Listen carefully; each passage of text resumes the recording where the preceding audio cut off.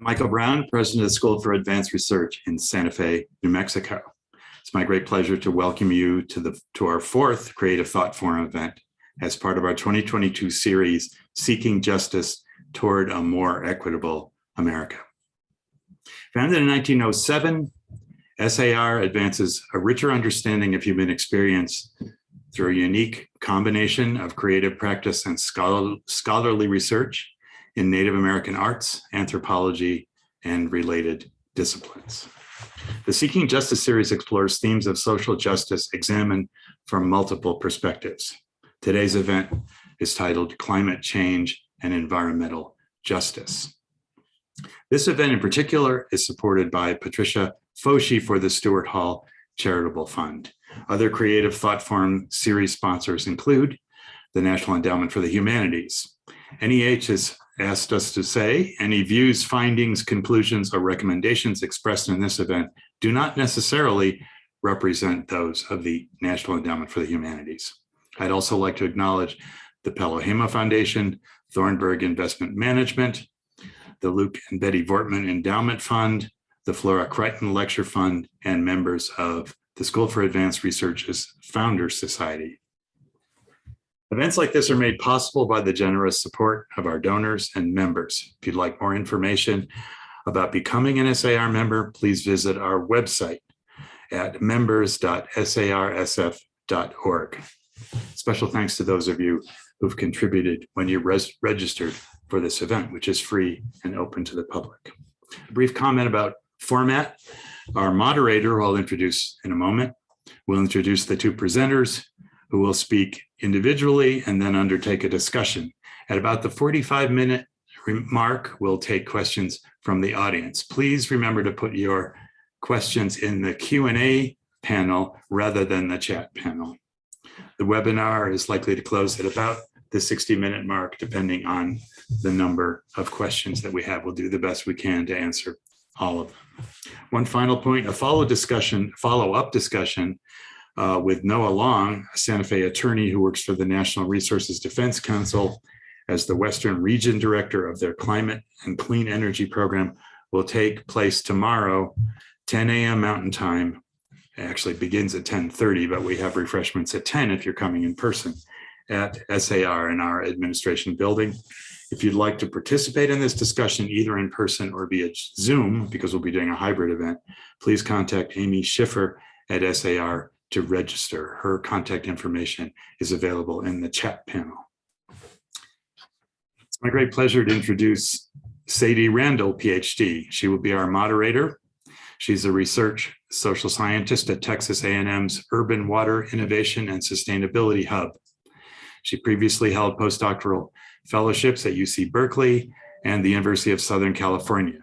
She earned her Ph.D. through Yale's combined program in environmental studies and anthropology. Her research focuses on urban climate adaptation with a focus on water politics, ecological labor, and environmental justice. Sadie, welcome. I'm happy to turn over the moderation to you. Wonderful. Thank you so much, Michael. It's a real pleasure today to have the opportunity to introduce two really extraordinary advocates for decarbonization and environmental justice. Our first speaker today will be Khalil Shaheed, who is the Managing Director of Environmental and Equity Strategies at the Environment, Equity, and Justice Center of the Natural Resources Defense Council in Washington, D.C. There he focuses on federal policy and national strategies that create just solutions for environmental and climate crises. He has more than 20 years of experience in community and economic justice organizing, planning, and policy advocacy. He holds a bachelor's degree from Tulane University, a master's degree in sustainable international development from Brandeis University, and is a PhD candidate in energy and environmental policy at the University of Delaware. Thank you so much, Khalil. And if you would like to come on and share your screen, we'd be grateful.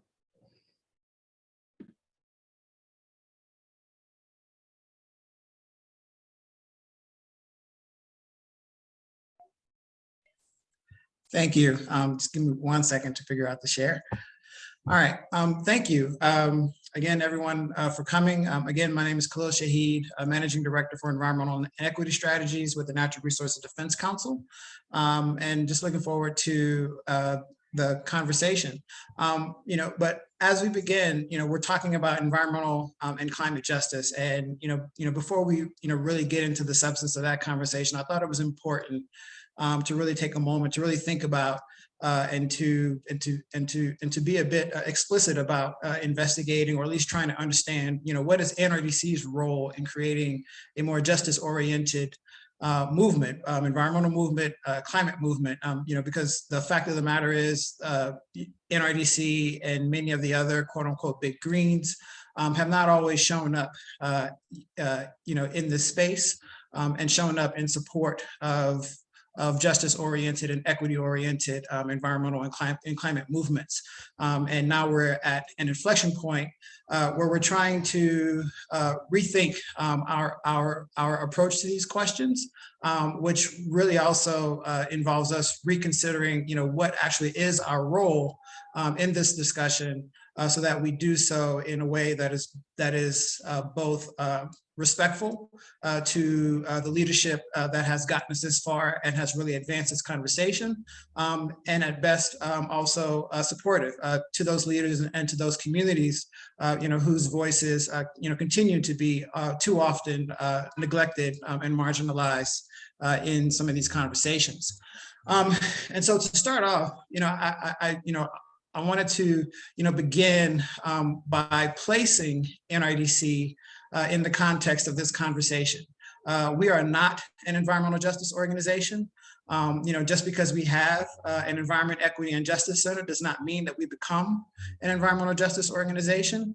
But we have often been positioned as something else. And more often than not, how NRDC is positioned within the broader environmental movement is never really, what's the word I'm looking for, is it's never really explicitly identified and never really discussed. It's kind of set as a sort of default, sort of universal, which I'll get into a little bit more later. But basically, and this is very broad, generalized, but you can put the environmental movement into three broad frames of environmentalism: the conservation movement, which in some iterations views human society as a threat to nature that needs to be put in proper balance through many different policies, forms, activities. There is an environmental movement that is focused on eco-efficiency and natural resource management. So it's thinking about how we use natural resources, energy resources being a huge one, and that frame of the movement, kind of views our issue as one of rational thinking. We need better modeling to utilize our resources more efficiently. And then you have obviously the environmental justice movement, which focuses on issues of environmental racism, which opens with an understanding of the inequalities that both drive environmental degradation, and also the way those inequalities force people to suffer, to live, and to be burdened by the impact of those burdens very differently. But more often than not, the environmental justice movement is seen as a bit more of a parochial movement, whereas the conservation and the eco-efficiency movement, again, are seen as these kind of sort of universalist frames that speak to everyone, whereas the environmental justice movement is seen as something that speaks only to very specific communities. But over the course of our history, we've had numerous books, research articles done, sort of investigating the social history of the conservation movement, particularly in the U.S. And many of those leaders have really come forward to begin, again, to have this sort of inflection point to really rethink, what is their role in this broader conversation of environmental and climate justice and equity. And so they are really beginning to reposition themselves. But too often, though, we often talk about, equity and nature as in some sense of a duality, or in some senses in conflict. A shift to a more equity-oriented environmentalism, a shift to a more justice-oriented environmentalism doesn't mean a shift to a human-centered approach to environmentalism per se over ecocentrism, because such a perspective, it really denies the relationship that communities of color, working class communities, poor communities, really across the world also have with nature. And that, we have our own land ethic, to use Aldo Leopold's term, that is often overlooked, neglected, and undervalued when it comes to the way that we prioritize policy, the way that we respond, to issues that influence and impact nature. And so, we need to have a better understanding of that human and environmental ethic that exists across all communities as we consider, the importance of a ecocentric environmentalism. However, there hasn't to date been a very good or concise social history of eco-modernization and the natural resources management movement. We haven't seen, that same type of reassessment, within the space of energy policy on how it came to be and how it interacts or fails to interact, with communities of color, and that has very serious implications on how we craft energy policy, how we understand, or what we understand climate policy to be. Is climate policy limited to those policies in the energy sector which directly target carbon emissions, or is climate policy really a much more holistic sweep of policies that actually make the reduction of carbon emissions and other greenhouse gas emissions possible? But within the realm of energy politics, it's often assumed that people of color and low-income communities have very little to say, very little expertise, and very little to add to the politics of regulating and transforming our energy sector. And again, just going back to what I mentioned before, we use this term "big greens," and what it's really assuming is this kind of universalist notion of environmental organizations like NRDC, who are never really asked or expected or given any responsibility to really name who we are as an environmental organization. What is our approach, our frame, within this environmental conversation? Who exactly are we representing in this environmental movement? We're never really asked to self-identify ourselves in this way. And it can often be uncomfortable when groups like NRDC are actually asked to identify, well, who is it that you're actually representing through this advocacy? And so this is what we're trying to transform from within the environmental community through this center here at NRDC, because it's not enough for us to just to work with allies and partners like WEACT, who we're hear from in a second, without also making sure that we are transforming and taking the broader, quote unquote, white-centered environmental movement, the big green movement, along with us, and really transforming the way that we do work, and really changing this relationship.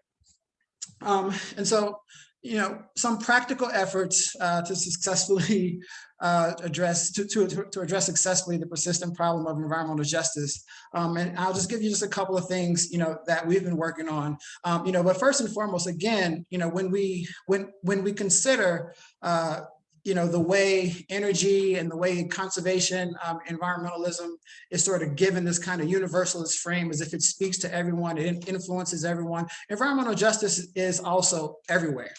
And it touches on every aspect of our society. It is influenced, by climate, by the economy, and by many other factors, in our society. So environmental justice is no less universal than energy and conservation policy. And just, a couple of things, that we've been working on, it's just looking at, for example, the relationship, between high environmental burdens and disease, looking at the COVID pandemic, again, looking at inequities in our water infrastructure, and how that has also precipitated higher rates of COVID infection in communities of color across the nation.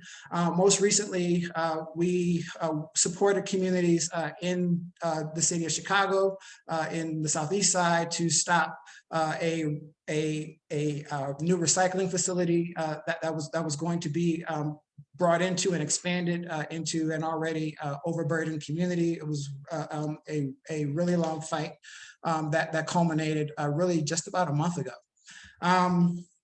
And one thing that we're developing out in our equity, in our Environment and Equity and Justice Center. And so as we created the center within NRDC, what we actually did was to merge what was an already existing environmental justice team, which worked on projects like the one or campaigns like the one in Chicago, with a new team that we're developing called Community Strategies. And so, and what this Community Strategies a wing or team within our center is going to be tasked to do. And so as we are working with communities on campaigns to stop the expansion of a incinerator plant or other facility, it's not enough to just stop the negative plant, but we want to work with those communities to actually create affirmative and more progressive action at the community level to transform them so that they're not only cleaner communities, but we're also addressing those issues of poverty and inequality, because while environmental injustice affects communities of color, regardless of income, poverty is the most egregious outcome of racism, and particularly of environmental racism.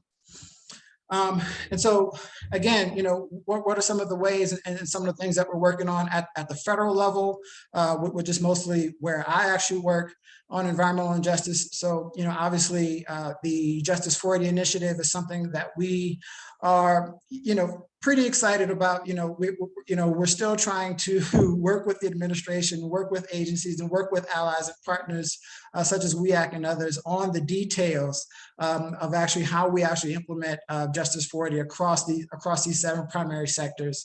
We're also working with them and working with those agencies on definitions of environmental justice policy and defining environmental justice and disadvantaged communities, working on, trying to develop the data that will help to implement and to ensure that those resources go to those communities that need it most. And so, the links between environmental justice and climate justice, beyond stating the obvious, let's start with the IPCC report, not the most recent one, but the one that was released in 2018. The most recent report, really reiterated, what began in the 2018 report, where, it was very explicit in saying that it's not possible, and this was in 2018, it would not be possible to reach the 1.5 target within the time frame that we're given unless we addressed climate change in a context that was also addressing poverty and inequality across our societies, and that we needed policy pathways to address climate change that were integrated with and also included those that were also addressing inequality and poverty. And just a quick quote, from that report, technical solutions, that tend to crowd out more participatory processes, obscure contested values for shaping a post-carbon society. That was, I think, just a very important statement, from the IPCC. It's something that we see in our lived reality in policymaking here in DC every day, and it's not a lesson that we have yet learned.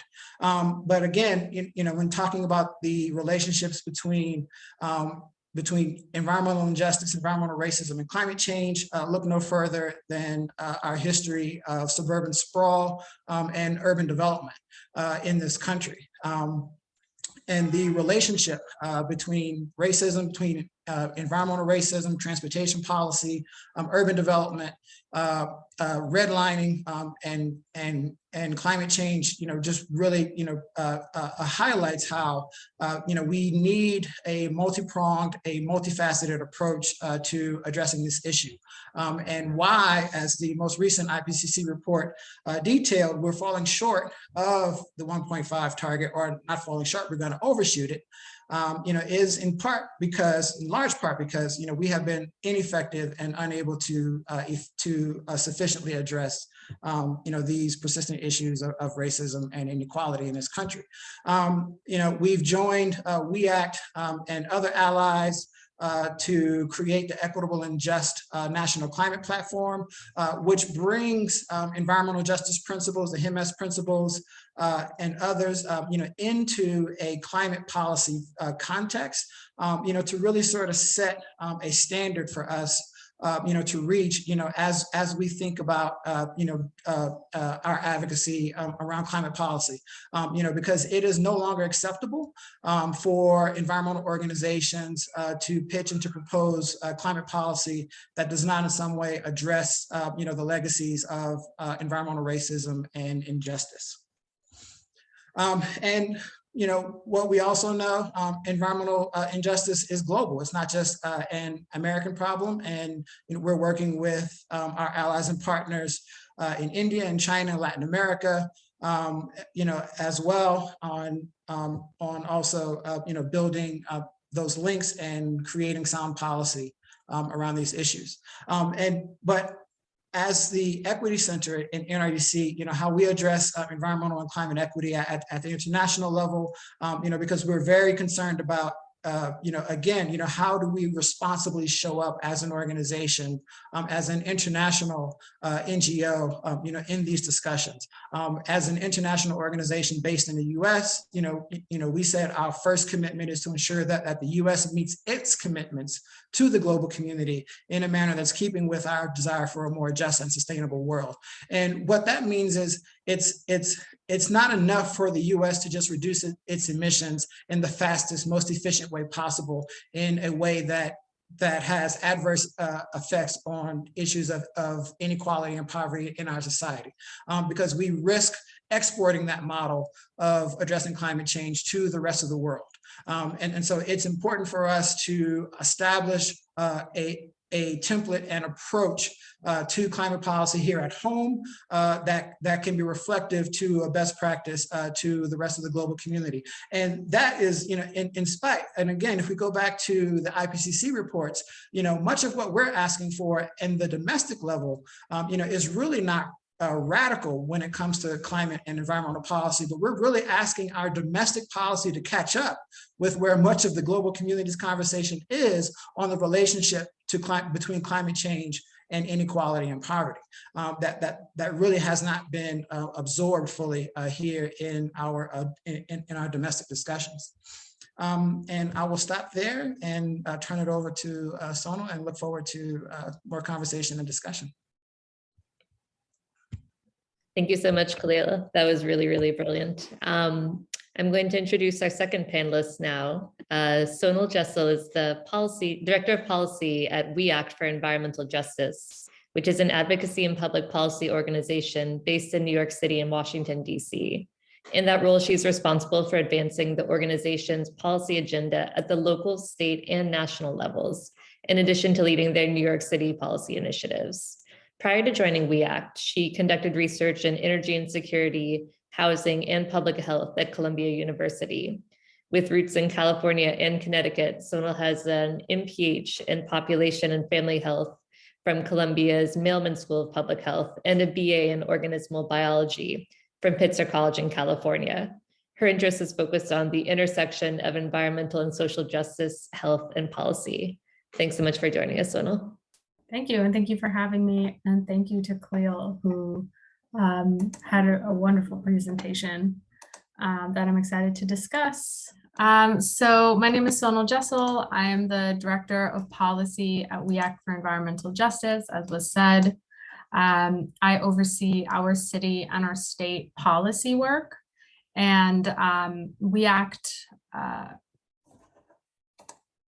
WEACT began in 1988. We were born out of a fight against a sewage treatment plant that was being placed in West Harlem and was considered an act of environmental racism.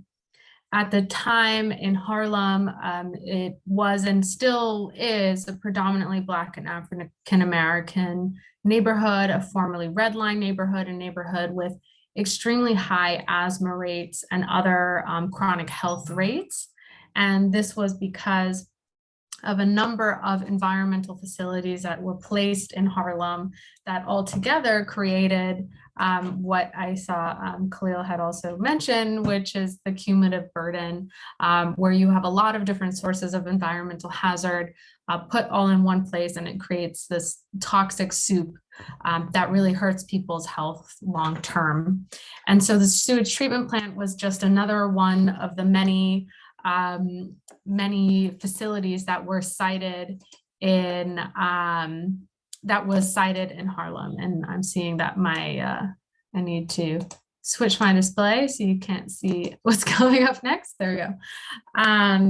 So that's how WEACT got its start. And since then we have been organizing communities of color and low income, predominantly in Northern Manhattan. So that's the neighborhoods of Harlem, Washington Heights, and Inwood, which is predominantly Black, African American, and Latino community, to fight environmental racism and ultimately achieve environmental justice.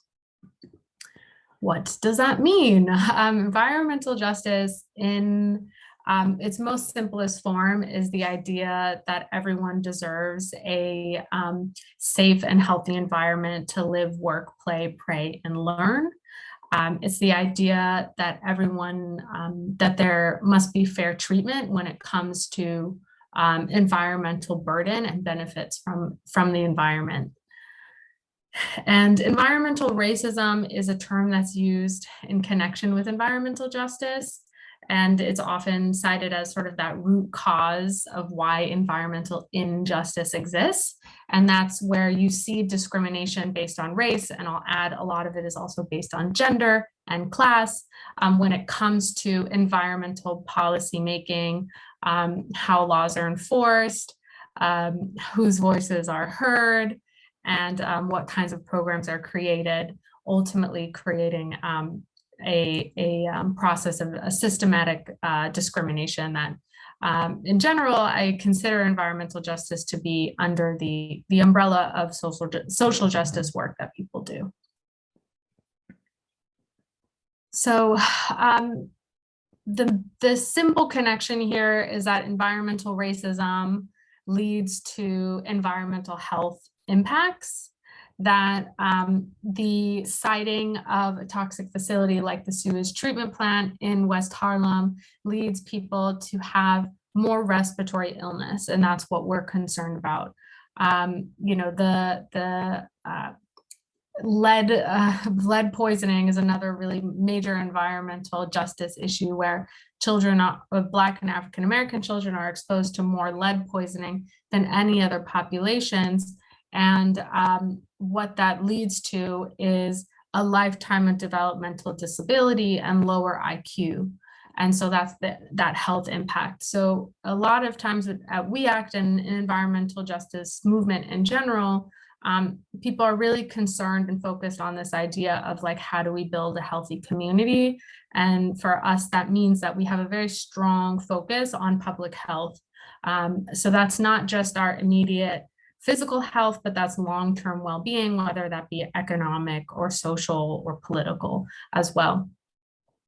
In recent years, recent decades, climate change especially has accented issues of environmental racism. We don't consider it necessarily a separate topic from other types of environmental issues, but climate change is just under that umbrella of environmental issues, and it's making matters worse. So where there was environmental racism in, say, housing, communities of color and low income that were formerly redlined, living in neighborhoods with housing that's not as well maintained, or streets that don't have as many trees or parks, that's a problem that impacts your health. But now that we have climate change as a rising issue, extreme heat as a rising problem means that people that live in those neighborhoods that have experienced a legacy of racism now are experiencing worse heat because they don't have the trees and they don't have, like efficient homes to keep them cool. So climate change is absolutely what people call a threat multiplier. And that is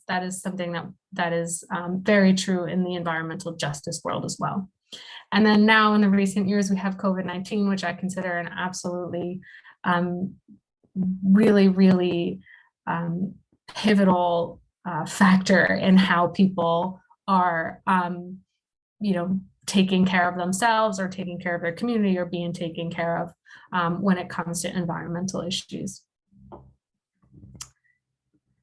So in general, in environmental justice work that WEAC does, we believe that there's this major issue where communities of color and low income that we work with are burdened with cumulative hazards, as I mentioned at the beginning. And what we really believe is that ultimately, when it comes to a policy conversation about what are the solutions to these cumulative burdens, we are thinking about environmental health and justice first when we are addressing the problem. So, for example, this is 5 pictures of Washington Heights in New York City in the northern Manhattan, a predominantly Latino neighborhood that tends to be quite low income. They have 5, and I think there's a couple more sites that create environmental hazard and toxic pollution in the neighborhood. And for those of you not familiar with this neighborhood, it's not very big at all. So this is a lot of different toxic facilities squeezed into quite a small space. And so what we have here is we have a Con Ed substation, which is our power provider. We have a bus depot where buses are sitting and idling, and lots of exhaust is coming out of the side of the bus, lots of noise and heat. We have train yards, which has a similar issue. We have a Port Authority bus terminal. So again, lots of bus idling, lots of traffic. And then we have a sanitation truck parking lot, which again has to do with transportation related emissions, noise, and other sort of toxic chemicals that come from that depot. And so put it all together and you have a community that's being impacted disproportionately by all of these different facilities. And we consider that this to be an act of environmental racism, where wealthier communities that are not communities of color don't have any facilities like this in their neighborhood. And that's for a lot of reasons. But it all comes down to the way that our policies are created that allows for communities of color and low income to have this type of siting in their neighborhoods. Oh, I forgot I had this. Here's a picture that shows like where they all are, and it's in quite a small space. So in terms of solutions for a problem like this, WEAC is leading the way to pass cumulative impacts legislation in New York State. This is something that was done in New Jersey in 2019. And our national office is working on trying to do this in lots of different states. But ultimately, what this legislation does is it says you cannot continue to site toxic facilities in these communities that are already dealing with this huge, toxic soup of facilities already. And that is amending a permitting process that is considered right now environmentally unjust, or it's considered to be steeped in environmental racism, where there's no part of the permitting process that considers, well, who's living there, and are they already dealing with a bunch of problems, and are we making matters much worse? And that is not something that's part of the calculation in the actual permitting process. So this is an example of a really very important sort of keystone environmental justice issue, and how you can address it with policy by saying, let's change that permitting process to consider how there are communities that are already dealing with a big burden of toxic facilities. So Another side of environmental justice work that we're focusing on right now has to do with climate change and climate change induced extreme weather events. So in northern Manhattan, we have two major threats. There are many others, but these are two big things: extreme heat and flooding. You can see on the left picture, it's not that clear, I think, but the dark red are neighborhoods in New York City in northern Manhattan, and this is also the Bronx, that are considered high heat vulnerability. So that's a calculation of like how hot are surface temperatures and how often are heat waves, but also it is factoring in the demographics of the area. So taking into account income and race and health indicators to say this population is really at risk when there is a heat wave. And this is a rising problem in New York City, particularly because of the urban heat island. You have a lot of heat trapped inside New York City, and in lower incomes and communities of color, and research has found across the United States that formerly red line neighborhoods have higher temperatures. And that's because these are communities that didn't get investment in parks and trees and good homes and have all of these hot polluting facilities in the neighborhood. And then the second piece is flooding. Of course, we are very aware that New York City is low land, and we have increasing hurricanes. And what really matters here is which communities are dealing with the brunt of flooding. In northern Manhattan, we have East Harlem and Inwood. Both are quite vulnerable communities when it comes to the socio-demographics. And how are we making sure that we're building up a neighborhood to be able to withstand the impacts of flooding. And so, for example, East Harlem's waterfront in Hurricane Sandy was completely destroyed. 10 years later, that waterfront has still not been rebuilt. Yet the Upper East Side, which is a wealthy, quite white neighborhood, has a very beautiful waterfront. Why is it that that's what happened here? So these are some of the issues that we're now dealing with in addition to the sort of lasting issues of cumulative impacts of the siting of facilities. So when it comes to those two issues, something that keeps coming up for us when we talk to our members of northern Manhattan is that housing is a big concern. In extreme heat, people want to make sure that they are adequately cool in their home and they can afford that level of cooling. When it comes to flooding, folks want to ensure that their house isn't going to be flooded, that it's protected in a storm, like its roofs aren't leaking, for example, and that post-storm it is effectively drying out, so they're not left with a lot of mold that causes, triggers allergies or respiratory illness, for example. So when it comes to healthy housing, these are a lot of the things that we're concerned about, that because our northern Manhattan community has voiced this as a major source of concern when it comes to climate change, we have really been focusing on how do we make healthy housing happen for people within the framework of environmental justice. In addition to that, with housing comes a conversation around energy, which is a big part of the discussion in the world these days, is where are we getting our energy from? Are we continuing to rely on fossil fuels? That's creating the climate crisis to begin with. But not only that, is how is the homeowner, the tenant, the renter, the end user being impacted by the energy that we use, our source of energy, and who is protected ultimately when there's power shutoffs, things like that. So when it comes to energy in people's homes, we're concerned about bill affordability. Right now, utility bills are extremely high, and that's always been the case in New York City.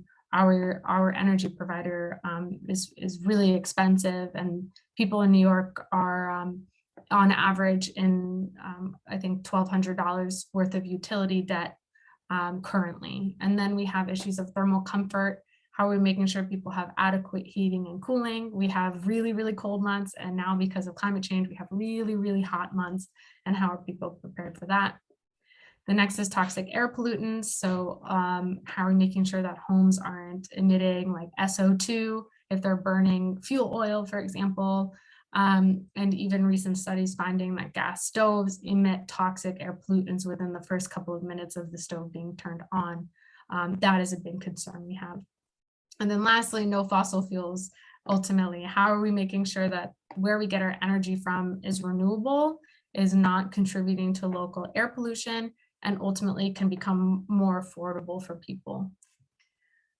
So our solution to these big problems about climate change and therefore housing has led us to focus on a number of New York State legislation. And I won't get too much into the weeds on any of these, but this is a list of a number of bills that we act as focused on to try to pass in New York State that will ultimately help households move away from fossil fuels, but do it in a way that's affordable, and that will lead to cost savings and pollution reducing interventions. And so for environmental justice, when it comes to a discussion around like how are we getting off fossil fuels, we have another layer of concern. Our layer of concern is, well, you know, how are lower income people and people of color that have been historically left out of this process going to be a part of it? And how are we making sure that the solutions they want to see as we move away from fossil fuels are upheld in the kinds of policies that we fight for? And how do we ultimately make sure it's affordable, make sure that everyone has what they need when it comes to energy, and that ultimately we're addressing these really these legacy environmental justice issues when it comes to housing of like lead and mold and consistent lack of maintenance in people's homes that they deserve. Okay, so that's the end of my presentation. Happy to answer questions and have the discussion. So thank you.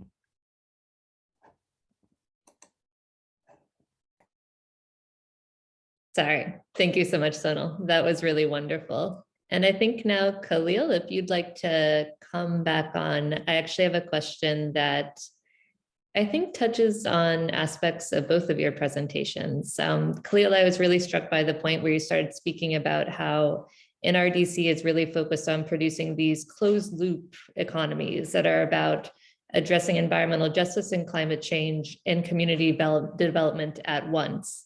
And I know, Sonal, you didn't speak about this extensively, but I know that We Act has quite a big focus on green jobs as well. And I was wondering if each of you could speak a bit about the potential for the work of addressing the retrofits we need in these built environments, how that might be a vehicle to kind of produce new levels of economic security and good jobs for these frontline communities. Sure, I'll go first. So I mean, speaking specifically to retrofitting the built environment. So one of the, and actually the first project that I worked on when I came into NRDC, something that We Act is also a partner with us on, is the Energy Efficiency for All, which is seeking to address high energy burdens and the underinvestment energy efficiency retrofits and weatherization in affordable housing, particularly multifamily housing. And those are, and that, well, that is an area where the potential job creation, particularly in the multifamily sector, you know, can be exponential. It is, you know, the type of, you know, of career setting position, you know, that it can't be exported. You know, and it's something that, you know, continues to renew as, you know, every 10, 15 years, you know, buildings, you know, will require new updates, new maintenance. And so, you know, it is a great potential opportunity, you know, to create a new, you know, green economy sector that is very localized and one that is also has potential to be distributed. However, you know, there is also the risk of, you know, again, you know, when the focus is on the built environment and not on, you know, the social aspects of inequality, you know, there is a potential for, you know, resources devoted solely to the built environment to spur gentrification. You know, in these same communities, to spur, you know, increases in housing costs, you know, through, you know, increased property values and taxes. And so, you know, we have to be very careful about how we, you know, deploy those types of programs. But it is certainly a great opportunity and something that we're really looking forward to. And yeah, I'll stop there. Yeah, and I'll add, I think, probably a lot of people have heard the term the just transition, which is, in an oversimplified nutshell, the idea that as we move away from fossil fuels, we're doing it in a way that's like really centering people that have been impacted first and worst by the climate crisis thus far. And how are we making sure we're transitioning in a way that honors history, arguably hundreds of years of inequity and marginalization for people. And a lot of us views the move away from fossil fuels as a really wonderful avenue for bringing communities that have been left out of a workforce into that workforce, but not only into it, but own it. So what we are trying to do is ultimately not repeat the patterns of the fossil fuel industry, where it is very class-based, it is very race-based, it is very based in wealth and education and all of these, and gender, I'll say, as to who owns fossil fuels and who is profiting from this major industry and who is hurt the most from this major industry. And so ultimately, in the work that we do, we're always looking for ways to make sure that communities that are low income, communities that are communities of color, are really centered in solutions for what jobs exist. So, WEACT has done solar worker training programs where, anyone that is from Northern Manhattan, we have people from the Bronx and Brooklyn and really all over, come to be trained and receive their certification in solar installation, so then they can be a part of this like growing workforce. But we don't think that's sufficient. Solar industry reports show that only like 14% of the industry are Black and African American. I think it's like 6% Latino, and it's like even smaller for Asian and indigenous communities. And so there still is this huge disparity in who's a part of this emerging and growing workforce. And we really endorse solutions that help that problem. So we want to see not only businesses come to Harlem to like build solar, but we want those businesses to be owned by people that are from Harlem, that put solar on their rooftops and own that solar, and get to decide how that money is used and stays in the community. Because anyone can come and invest in a community, but that money will then leave in the pockets of the person that owns that company. And so ultimately, that's something that we try to work on, is like, how do we build intergenerational wealth, which is addressing the some of these underlying social issues by way of moving away from fossil fuels. Yeah, I think that's such a wonderful response. And it begins to speak to one of the questions that came through in the chat while you were talking earlier, Sonal, that I was hoping to give you a chance to speak to, but Khalil gave an initial kind of response, but somebody had sort of asked about the logic of continuing to use the language of environmental racism. And I think what you just said there helps to say that, oh, we are seeing in attempts to alleviate some of these problems, these same structures and same patterns being explicitly reproduced, particularly related to wealth and ownership. But I was hoping that you could give like a bit more expansive answer, because I think you thought in a lot of depth about this question. Yeah, and I think Khalil gave a great response already. The research shows, thousands of research studies show that income is not the driver of environmental hazard exposure, it is race. So even wealthy communities of color across the United States see higher pollution rates or higher energy burden than lower income white communities. Like, that's something that's been proven over decades of this research. And so that is one of the driving reasons why we consider race when it comes to how are we talking about these issues, because it's clearly the driver, even more so than income. Income is incredibly important in this conversation. Class is incredibly important in this conversation, but the research tells us that it ultimately is race. And that's because racism exists on so many different levels, right? We have our systemic, we have our institutional, we also have interpersonal racism, right?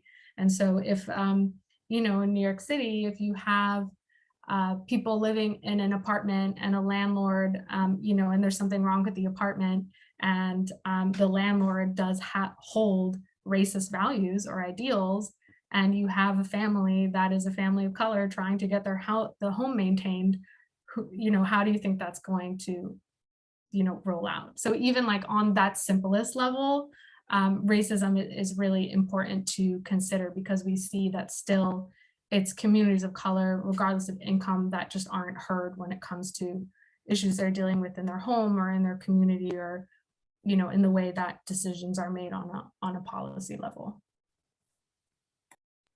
Yeah, can I add one other thing to that as well? I think it's also, so there's two different directions here, and one is understanding how race influences the negative burdens of the inequalities that exist in our economy and our society, particularly, and in this case as it relates to burdens from pollutants and other toxins, and so we need to understand how race influences those burdens in order to sufficiently address those burdens. But then in the forward sense, as we're building out this new sort of sustainable economy, and as Sonal just mentioned, in talking about the renewable energy sector, if we aren't also again attendant to those issues of racial inequality, we risk building out this new green economy, with these same inequities embedded in it. And so while we may be reducing in aggregate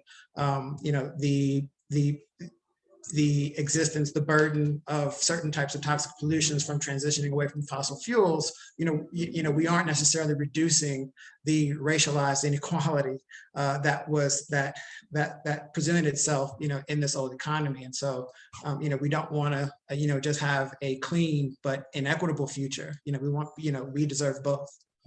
I think that's really well put. And I'm going to bring in a question from the chat that's also sort of looking forward, that I'm sure you guys have both thought about quite a lot in your work. Jean-Marie Stump-Perrone is asking, looking ahead, are there pollutants, contaminants associated with the green technologies that can come back to bite, i.e. as in the use of fossil fuels as replacing other technologies? To my reading, this is about questions of kind of emerging issues of justice related to perhaps locally sited solar, or even the kind of extraction of lithium that gets to some of these global questions you were touching on, Khalil, that can exacerbate all sorts of scales of injustice. So if either of you would like to speak to that.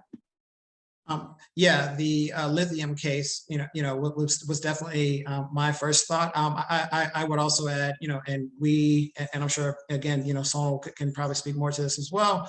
Are also concerned, about the potential pollution burdens, from certain types of carbon capture technology.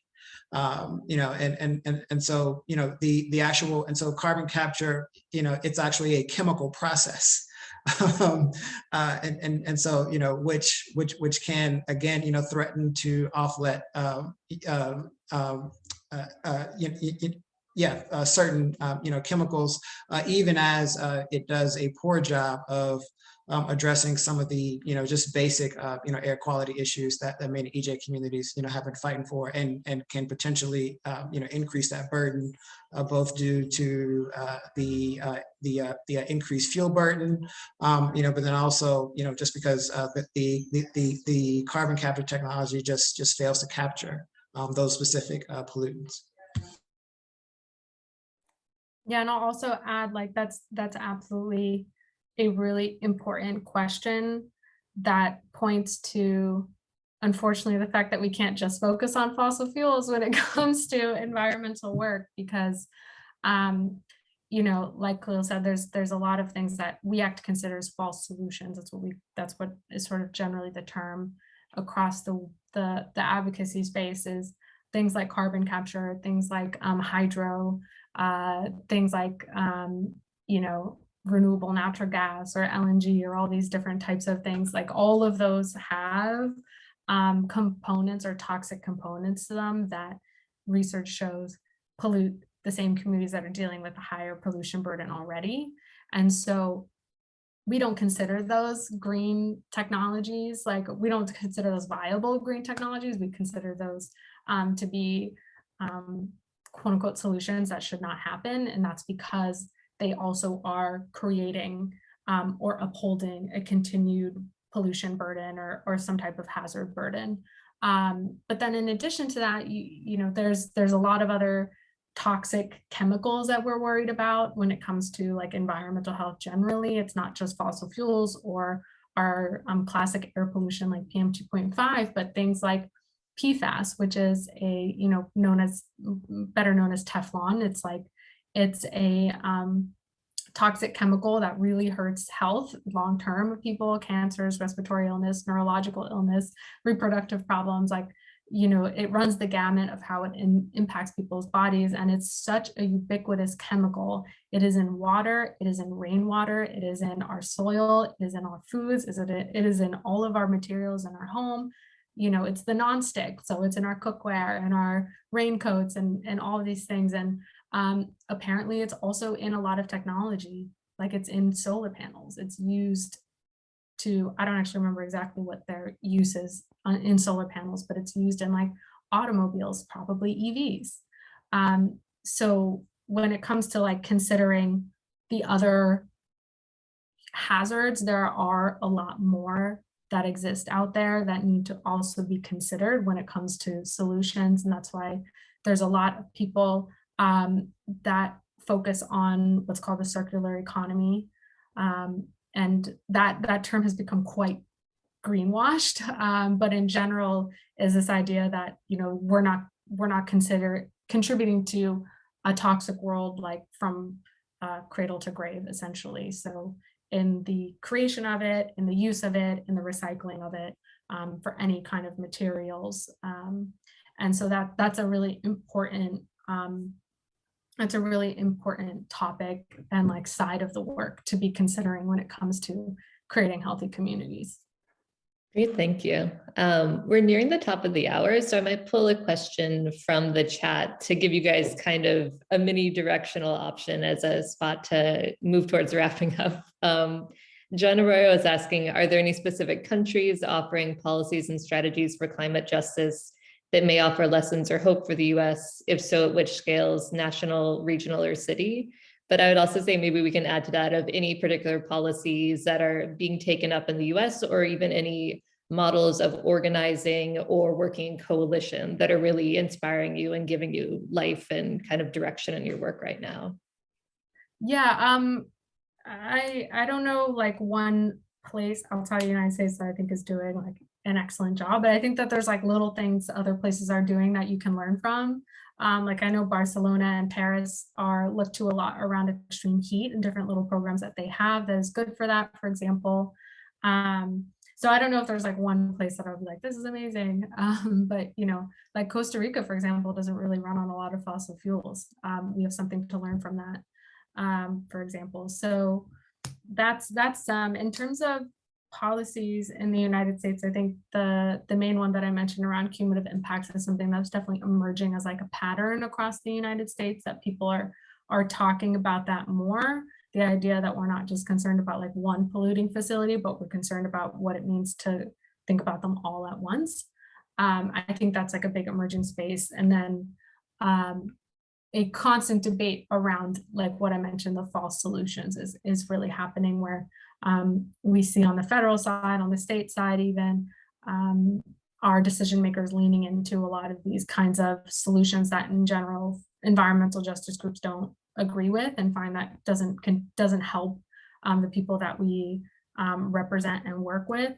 And so then that's also a big debate that I feel like is like very much front and center right now when it comes to like, where's the federal government putting money? Are they putting money into solar and community solar and wind and geothermal, or are they putting money into things like carbon capture and blue hydrogen, for example?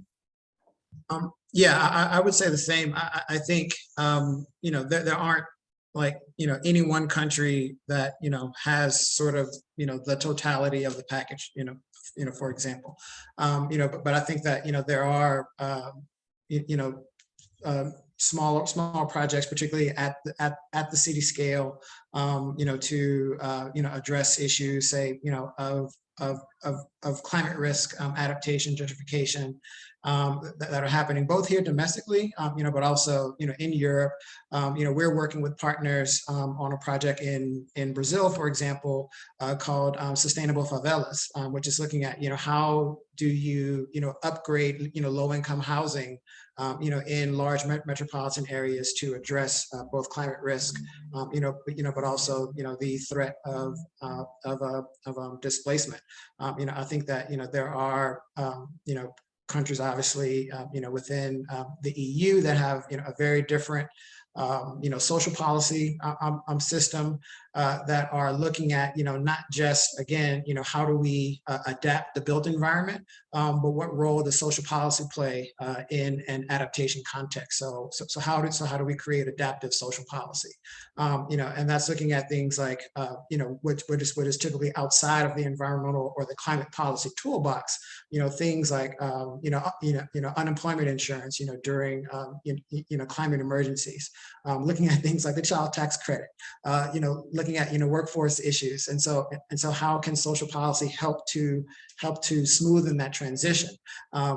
We often use housing, in this country, as an example of an area that we've begun to work in the social policy space to actually address climate policy, and not just in the building envelope in the built environment and trying to reduce carbon emissions from housing, but also addressing the affordability of housing, because if people, if we're transitioning away from fossil fuels and people have to move, because the coal-fired power plant is now closed down and they need to get a job in another town, another county, another state, energy policy isn't going to help them to move.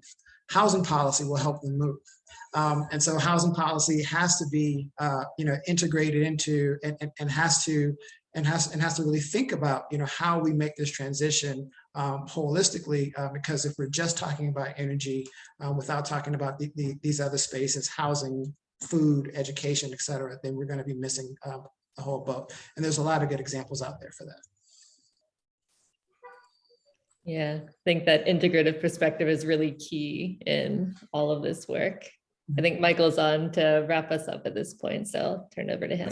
Thank you, Sadie. You've done a wonderful job processing the questions that came in from our audience. And to Sonal, Khalil, I want to thank you very much for introducing us both to the complexity of the issues and to the possibilities for getting to a better place. We really appreciate your time. So thanks to all three of you. It's really been a great way to spend the afternoon. I learned a lot, and I wish you success in your endeavors. Thank you for having us.